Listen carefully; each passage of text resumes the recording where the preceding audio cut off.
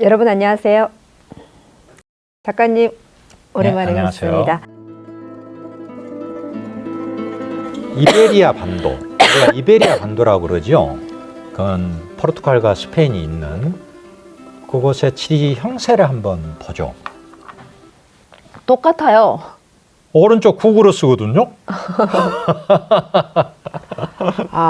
정말 참 어안이 좀 벙벙 네. 할 정도요. 이게 정말 이게 지브롤타 해에 없고 이거 네. 여기가 이제 해안선을 정말 네. 들어갈 때 들어가고 나올 때 나오게 이렇게 네. 표현을 했네요. 네, 세월 지나면서도 해안선이 바뀌었을 수도 있네. 오히려 옛날에는 강리도가 더 가까웠을 수도 있겠죠. 그렇네요. 예, 그래서 이베리아 반도, 그러니까 이 지도에서 제일 서단, 한반도에서 제일 먼 곳이 저렇게 실제의 지리 형상하고 저렇게 흡사하단 말인가. 다시 봐도 대단합니다. 네. 네. 이거 재밌는 대목이 있어요. 우리가 이베리아 반도라고 하잖아요. 네. 그 이베리아 반도가 중요한 거니까 그러면은 강리도에 이베리아가 나와 있어야 되잖아요. 이름이. 네. 나와 있어야겠죠? 네. 근데 없어요. 근데 이베리아를 아랍 사람들은 이베리아라고 안 했어. 저 지역을. 아랍 사람들은 안달루스? 안달루스, 안달루스 그랬어. 그러니까 네. 안달루스라고 생각해봐요. 그러면 이베리아는 그리스 쪽이에요. 이베리아는. 그러니까 그리스를 저기는 옮겨놓지는 않고 안달루스를 옮겨놨을 거 아니에요. 아랍어의 흔적을 아랍어 찾아보면 그러니까. 되겠네요. 그런데 안달루스가 없어 또. 그럼 뭐 거기서 절망하면 안 돼. 라틴어로는 저 지역을 뭐라 하는지 아세요? 글쎄요. 히스파냐라고 했어. 그래서 에스파냐가 나온 거예요. 아하. 저기에 히스파냐라고 써졌어. 그러니까 라틴어 지명을 딴 거야. 여기는 어디냐면 이스판티나예요. 여기 보면 역자 있잖아요. 네. 여기 중국어로 이거든요. 이스, 사자, 스, 반, 일반할 때 반, 정, 나인데 이것을 중국어로 읽으면 이스판티나야. 어머머 신기해요. 히스파냐야. 이게 이베리아 반도 라틴어 이름을 써놓은 거야. 이게. 여기는 세르비아가 있는 거예요. 그러니까 강리도에 꼭 아랍어만 따온 게 아니다. 이걸 여기서 다시 한번 알 수 있는 거예요. 네. 근데 스페인 사람들은 자기 나라를 에스파냐라고 한단 말이에요. 네. 그런데 강리도에 있다는 걸 발견했어요, 이 사람들이. 이거 에스파냐. 그래서 스페인 어떤 대학에서는 이걸 가르쳐. 지금 가르치고 있어. 강리도의 자료를 가지고. 예, 강리도에 이렇게 돼 있다. 오. 흔적이잖아요. 역사를 새로 가르치는 거야. 네네. 제 책에 어떤 대학에서 가르치고 있는지, 어떻게 가르치고 있는지 넣어놨어요. 대단한데요. 대단하죠. 네. 세계사의 흔적이 강리도에 지금 예. 네 언어의 모든 문명, 흔적이 여러 나와 있어요. 문명권들이 그걸 파악할 수 있는, 그 당시까지 파악된 걸 다 넣는 거예요. 근데 왜 그러면 여기는 아랍어 지명이 아니고 라틴어 지명이 옮겨갔을까? 그것은 아마 영원히 규명 못할 수도 있어. 어떤 경로를 통해서 갔을 거예요. 아랍어 쪽으로 변형이 된 게 갔을 수도 있고, 알 수가 없어. 한두 사람이 작용한 게 아니에요. 몇백 년 동안에 걸쳐서 여러 사람이 작용을 해가지고 지리 정보라는 것은 몇백 년에 걸쳐서 무명인들 사이에서 막 유포가 되거든요. 그러니까 어떤 것이 반영이 된 거예요. 근데 저건 라틴어로 돼 있다는 거. 재밌지 않아요, 이런 게? 스페인에서 저걸 알아보고 대학에서 강의를 한다는 것도 저는 그 사람들 충격이에요. 눈도 대단한 거예요. 네, 저거를 인정을 해주는 거잖아요.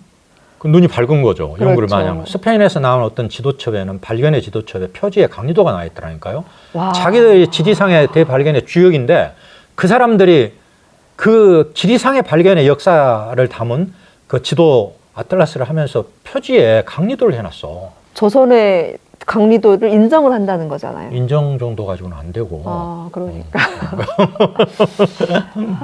강리도의 가치를 대한민국에서도 그렇게 알아봐 줘야 자기들도 된다는 수많은 지도가 있겠지만 생각이 들어요. 그 지도가 아닌 강리도가 지리상의 발견을 보여준다고 생각했겠죠. 그러니까 그 표지에 올렸겠죠. 네.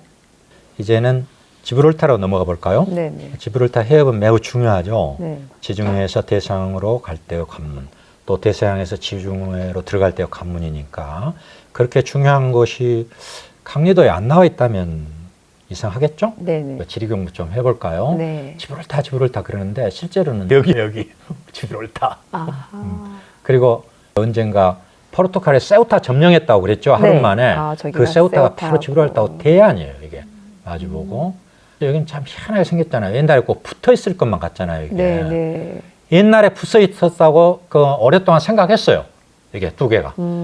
알 이드리스 지도에는 지브롤타를 어떻게 설명했냐면 옛날에 이게 붙어 있었다. 붙어 있었는데 맨날 싸운다 이것들이. 그러니까 못 싸우게 하려고 알렉산더 대왕이 갈라놔 버렸다. 그래가지고 그 대서양의 물로 그냥 침수를 시켜버렸다 여기를. 원래는 여기가 이제 붙어 있으니까 땅이었을 거 아니에요. 네. 그래서 그때부터 이거 터졌다. 알 이드리스 지도에는 그렇게 설명해놨어. 근데 고대 그리스 로마 사람들은 이것을 어떻게 이해했냐면 원래 암벽이었는데 막혀진 암벽이었는데 헤라클레스가 양쪽 발로 딱 떼어놨다는 거야. 그래서 지브롤타 이거 스페인어입니다.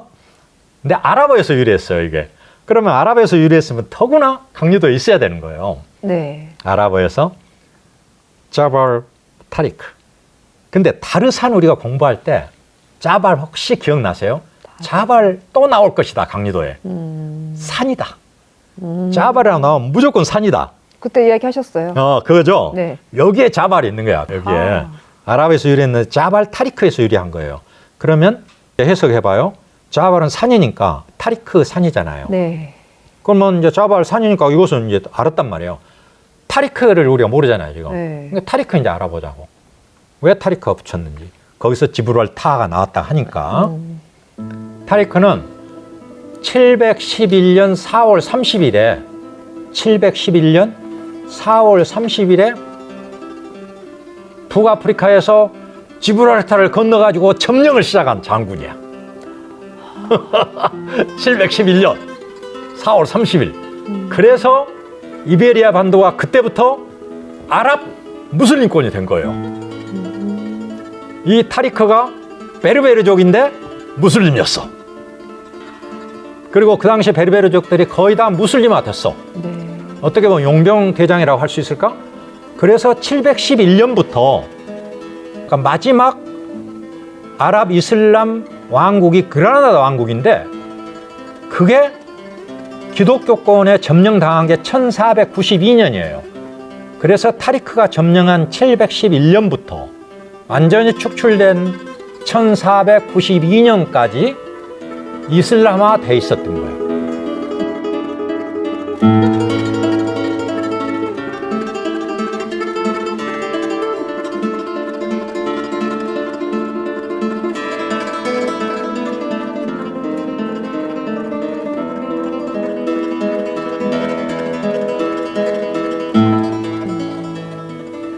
물론 그 1492년 쪽으로 가면서는 기독교 세력에게 평창했기 때문에 완전 지배는 못하고 있었죠. 그래서 지브롤타 거기를 처음으로 점령했던 그 사람이 어마어마하게 중요하잖아요. 네. 그래서 그 이름을 딴 거예요. 자발 타리크. 장군 이름이에요. 자발 타리크. 그래갖고 스페인어로 가면서 지브롤타 이렇게 된 거예요. 지명 하나에 모든 그 인물, 역사 이렇게 네. 다 담겨져 있네요. 타리크. 타리크, 실물은 없지만 이제 상상한 거예요. 지브롤타. 그래서 타리크의 산이다. 왜냐하면 막 가니까 암벽이 너무나 압도적인 거야. 그래서 그걸 야 이것은 타리크 산이다 하고 이름을 지은 거야. 그러니까 지브롤타, 타리크, 저블 이렇게 했죠. 오른쪽에서 이쪽이니까 타리크 산. 그래서 지브롤타 이랬단 말이죠. 네. 더구나 아랍 쪽이 이렇게 베르베르에 관련됐으니까 중요한 곳이니까 강조도 있어야 되잖아요. 네. 있을까요? 있겠죠. 네. 무슨 이렇게 이야기 안 하겠죠. 그러니까 아랍의 영웅 서사시가 서려 있는 곳이잖아요, 저기가. 네. 그러니까 아랍 사람들이 여기를 저렇게 아름답게 그려. 이게 지금 지브롤타 모습이야. 그러니까 암벽 탁 있는 것을 갈라놓지는 않고 이걸 그냥 가운데다 이렇게 아름답게 그리는 거예요. 보석처럼. 원래는 이렇게 생겼어요. 유럽 오른쪽에 해놓고 아프리카는 이 지도는 네. 이 지도는 원래는 이렇게 생겼는데 우리가 보기에 편한 방향으로 하면은 위에 여기가 유럽이잖아요. 네. 밑에 여기가 북아프리카고 제가 자꾸 말했지만 지도 그린 사람은 제2의 창조주다. 네. 이렇게 아름답게 재구성해서 그린 거예요. 그리고 지리 정보들 이런 데 다 적어놓은 거예요. 이게 지중해. 얼마나 아름다워요. 네. 그러니까 이렇게 애지중지한 곳이단 말이에요. 아라콘에서. 그러니까 강리도에 이게 반영돼 있어야 돼. 이게 그 지브롤타가. 그래서 봤죠?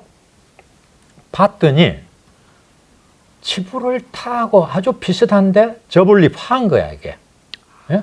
그 타리크의 산이라고 어떻게 좀 비슷하면은 거의 같지만 보기에는 뭔가 좀 다른 게 있지 않을까 하고 조사를 해봤어 제가. 네, 네. 이것은 파의 산이잖아요. 네. 저블리파의 산. 자발 타리크하고는 좀 다르단 말이야 이게. 네. 막 조사해봐. 막 조사해봐. 새벽에 몇 달이고 그때 이런 게 나와. 12세기 중반에 알마민이 지브롤타를 통치하고 새로운 요새 도시를 건설했어. 그런데 그러면서 이름을 살짝 바꿔놓은 거야. 승리의 도시. 승리가 파야, 파. 그러니까 승리의 도시가 아니라 승리의 산이야, 이게. 강리도에는 승리의 산을 옮겨놓은 거야. 아. 저블리 파. 이거.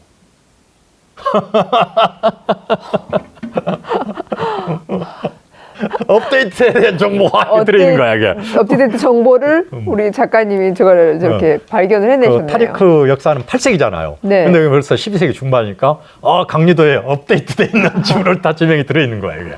이야.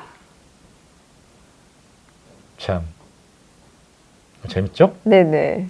정수일 책에 보니까 FATH를 발음을 파트흐 이렇게 파트흐. 했더라고요. 그러니까 저기뿐이 아니고 다른 아랍 지명에도 FATH가 나온 데가 많아요. 승리 그거요. 근데 정수일은 주석에 파트흐라고 달아놨더라고. 파트흐. 근데 그건 뭐 트흐를 빼면 파잖아요. 네. 이게 파 더구나 F잖아요. 이게 F. 근데 이게 이게 파 있잖아요. 네네. 그 파예요, 파. 중국어 발음으로 하면 프 그거 발음이 아니고 이게 그리스 로마 신화에 나오는 헤라클레스가 그걸 미는 바다가 없었어 원래. 근데 그걸 통하게 하려고 그냥 쫙 해가지고 이렇게 하는 거예요. 오른쪽이 유럽이겠죠? 네. 왼쪽이 이제 아프리카 북부 그런 거예요. 그래서 그리스 로마 신화의 영향을 받은 지도 제작자는 이렇게 그려. 여기에 필라스 오브 헤라클레스라고 그래요. 이걸. 네. 그러니까 지브롤타하고 세우타 이걸 헤라클레스 기둥이다라고 해. 그리스 로마 신화에서는. 그러니까 그 기둥을 그려놓은 거예요. 이건 필라스 오브 헤라클레스. 이것은 그리스 로마 전통의 지도라는 걸 알 수가 있죠. 네.